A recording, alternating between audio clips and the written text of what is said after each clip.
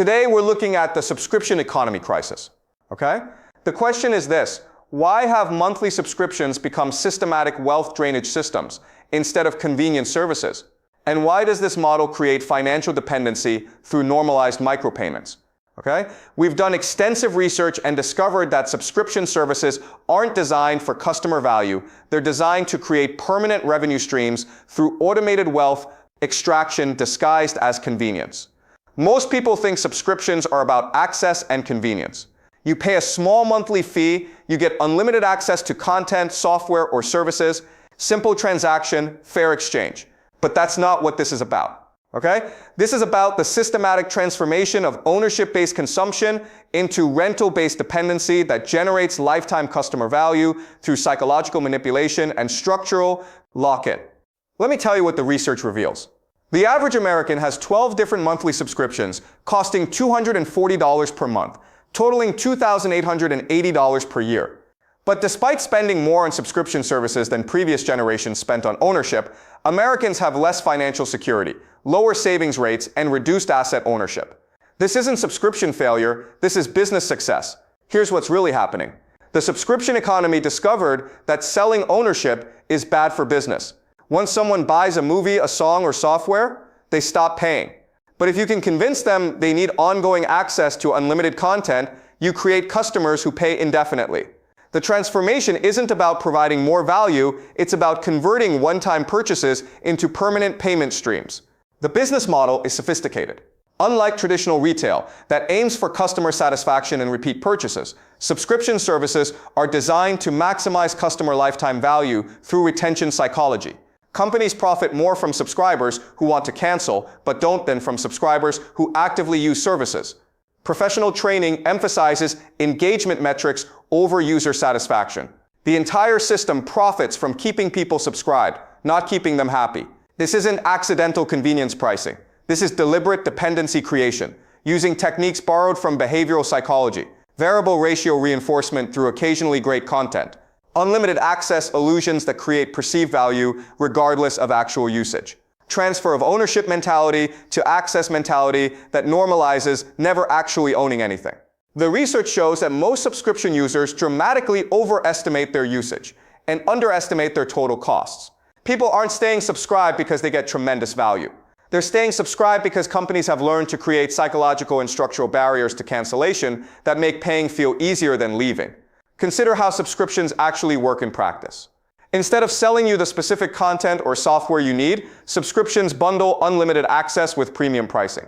This creates ongoing payments that never end because unlimited access can never be fully consumed. But here's the crucial point. Unlimited access creates usage anxiety rather than usage satisfaction. Subscribers feel pressure to consume enough content to justify their payments. They watch shows they don't really want to see because they're paying for Netflix anyway. They use software features they don't need because they're paying for the full Adobe suite. The subscription creates artificial consumption pressure that wouldn't exist with ownership-based purchasing. This is why subscriptions often create more financially stressed but not more satisfied customers. Users understand they have access to everything, but realize they only use a fraction. They know they're probably overpaying but can't calculate exactly how much because usage varies monthly. They want to cancel but fear losing access to something they might need later. The cancellation friction amplified these dynamics exponentially. While signing up for subscriptions takes seconds through optimized web interfaces, canceling requires phone calls, retention conversations, and bureaucratic obstacles. Companies deliberately create asymmetric friction, easy entry, difficult exit, because they profit more from reluctant subscribers than enthusiastic ones. The convenience narrative provides perfect cover for this system, even though no evidence supports the idea that subscription access creates better outcomes than ownership purchasing.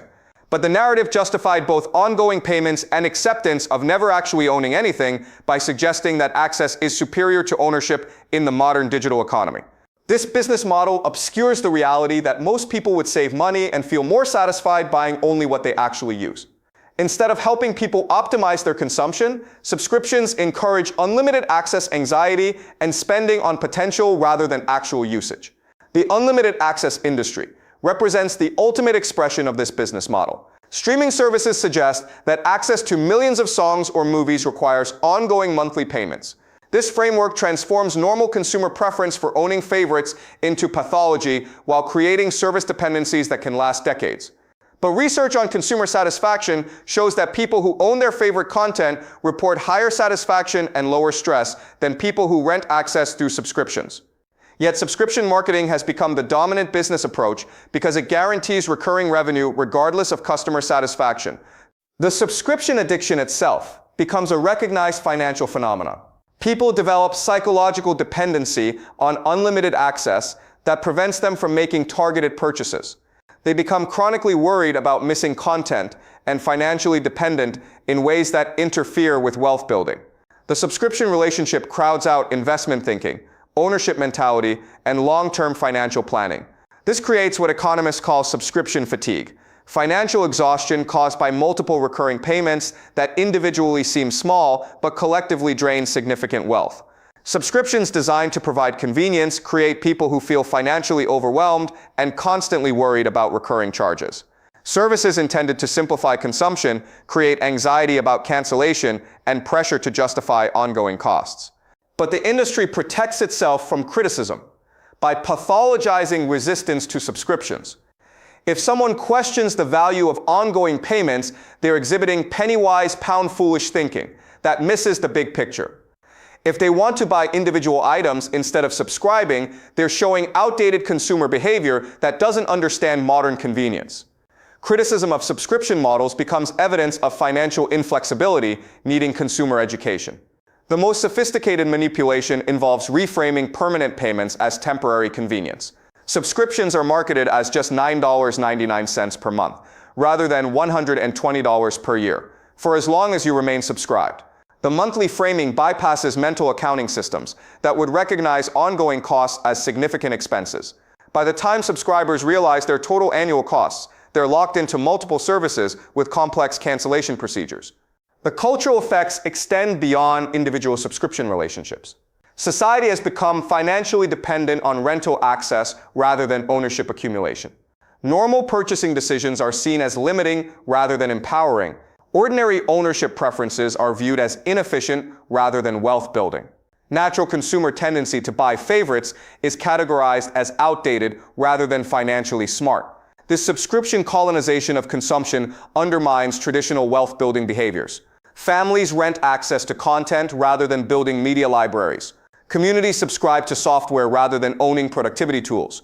Educational institutions license temporary access rather than purchasing permanent resources that could serve multiple generations. The economic system has been infiltrated by subscription ideology that treats ownership as primitive and access as advanced. Businesses employ subscription models to manage revenue volatility, and consumers learn to budget for ongoing payments rather than developing purchasing discipline and ownership strategies. Even retirement planning and investment advice promote subscription thinking through rental mindset rather than asset accumulation. Financial advisors recommend access to diversified funds through ongoing fees rather than low-cost ownership strategies that build actual wealth over time. This subscription colonization generates enormous profits while systematically weakening consumer capacity for ownership thinking, targeted purchasing, and wealth accumulation. The subscription economy has successfully convinced people that renting access is superior to owning assets, creating a generation of permanent customers rather than property owners. The subscription psychology operates through sophisticated behavioral manipulation that most consumers never recognize. Companies use loss aversion bias to make cancellation feel like losing something valuable rather than stopping an unnecessary expense. When you consider canceling Netflix, you don't think, "I'll save $180 per year." You think, "I'll lose access to all those shows." This psychological reframing extends to every aspect of subscription marketing. Software subscriptions are marketed as always having the latest version rather than never actually owning your tools. Music subscriptions are promoted as discovering new artists rather than renting access to songs you could own. The subscription business model depends on revealed preference manipulation. Traditional economics assumes people reveal preferences through purchasing decisions. But subscription services actively manipulate the decision-making environment to create artificial preferences for rental over ownership. They make ownership seem complicated, expensive, and outdated, while making subscriptions appear simple, affordable, and modern. Consider the specific tactics used to create subscription dependency. Free trials that require credit card information and automatically convert to paid subscriptions. Bundling tactics that make individual services seem expensive compared to complete access packages. Progress tracking that makes canceling feel like losing accumulated investment in playlists or customization. The most insidious aspect is how this system disguises dependency creation as modernization. Consumers are told they're embracing technological advancement by choosing subscriptions, but they're actually surrendering ownership rights to recurring payment obligations. They're encouraged to think about access rather than assets, while being discouraged from calculating total lifetime costs. But the subscription economy creates specific financial pathologies that traditional consumer advice doesn't address. Subscription fatigue isn't just feeling overwhelmed by multiple payments. It's systematic erosion of purchase decision-making skills. People lose the ability to evaluate whether they actually need something because they're conditioned to think in terms of access rather than utility. The subscription model creates mental accounting errors. People categorize $10 monthly payments as small expenses, while they would never make a $120 annual purchase without careful consideration. The monthly framing bypasses cognitive systems designed to evaluate significant financial commitments.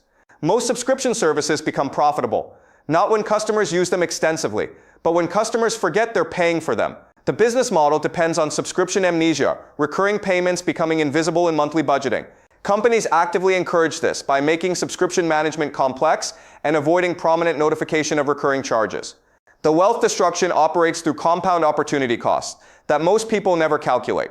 That $240 per month in subscription cost represents $2,880 annually. That could be invested. At 7% annual returns, over 30 years that becomes $271,000 in lost wealth accumulation. Even more sophisticated is how subscription companies use data mining to optimize retention through personalized manipulation. They track usage patterns and behavioral data to identify customers likely to cancel, then deploy targeted retention tactics. High-usage customers receive price increases because they're unlikely to leave. Low-usage customers receive engagement campaigns. Customers showing cancellation indicators receive discount offers. The research shows that people who buy specific items they want often have better financial outcomes than those who subscribe to unlimited access services. But this evidence is suppressed or reinterpreted through frameworks that protect the subscription industry's business model. Think about the economic incentives. A company that sells you a movie for $15 makes $15 once. A company that charges $15 per month for movie access makes $180 per year for as long as you stay subscribed. Which approach do you think gets reinforced by business training, investor expectations, and market valuations?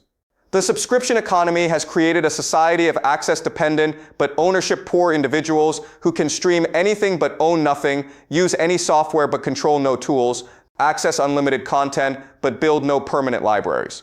The social implications extend beyond individual financial impact. Subscription culture has fundamentally altered human relationships with technology, media, and productivity tools. Previous generations built personal libraries, software collections, and tool inventories that could be passed to children. Current generations rent access to everything but own nothing transferable. This represents a massive intergenerational wealth transfer that most families never recognize. Parents who own books, music collections, and software could pass these assets to children. Parents who subscribe to services pass on nothing except consumption patterns and payment obligations. The subscription model creates artificial scarcity around abundance. Digital content costs virtually nothing to reproduce and distribute. Yet subscription services create arbitrary access restrictions to justify ongoing payments. You can't own a digital movie even though storing it costs the provider almost nothing. The scarcity is fabricated to maintain payment streams. Traditional economics predicted that digital reproduction would make content essentially free. Instead, the subscription economy used digital distribution to create more expensive access models than physical ownership ever required. The subscription economy operates through platform capture. Once you've invested time into a subscription service, switching becomes difficult, even if competitors offer better value. Your Netflix viewing history, Spotify playlists, and Adobe files become switching barriers that keep you paying even when you prefer alternatives. This explains why subscription services focus on engagement metrics rather than satisfaction metrics. High engagement creates switching barriers through accumulated investment. Companies want you to customize interfaces and develop workflows dependent on their tools. The goal isn't customer satisfaction, it's customer entrapment. But perhaps most damaging is how subscription culture has normalized never actually owning the tools and content that define modern life. Previous generations understood the difference between renting and owning. Current generations increasingly accept rental as normal, even for essential productivity tools and entertainment content. The subscription economy has successfully convinced people that ownership is outdated inefficiency, rather than recognizing that rental dependency represents economic manipulation, designed to maximize vendor profits rather than customer value. The most sophisticated subscription companies use behavioral prediction algorithms to optimize extraction timing. They analyze your financial data, spending patterns, and life circumstances to determine optimal price increase timing and retention targeting. These systems treat customers as financial resources to be harvested rather than people to be served. The subscription economy has created digital feudalism where platform owners extract recurring tribute from users who never achieve ownership. Like medieval serfs who worked land they could never own, subscription customers pay indefinitely for access to services they can never control. Consider retirement planning. Previous generations could reduce expenses in retirement by owning their homes, cars, and entertainment systems outright. Current generations face ongoing payments that never end. Retirement becomes impossible when basic life functions require permanent subscription payments regardless of employment status. The subscription economy creates rental dependency syndrome, the inability to achieve economic security because costs never end. When everything requires ongoing payments, wealth accumulation becomes structurally impossible because there's no path to reducing expenses through ownership. This system continues expanding because subscription revenue is predictable while ownership sales are finite. Once you buy something, companies lose ongoing extraction opportunity. But subscription models extract increasing amounts indefinitely through price increases and feature restrictions. The end result is a population that owns nothing but pays for everything, builds no assets but funds corporate growth, achieves no independence but ensures corporate predictability. They've been convinced that access is superior to ownership while being prevented from accumulating assets that create economic security. This isn't technological progress, this is economic regression to feudal dependency disguised as modern convenience. The subscription economy has convinced people that serfdom is freedom, dependency is choice, and permanent payments are temporary solutions. Does that make sense, guys? Okay?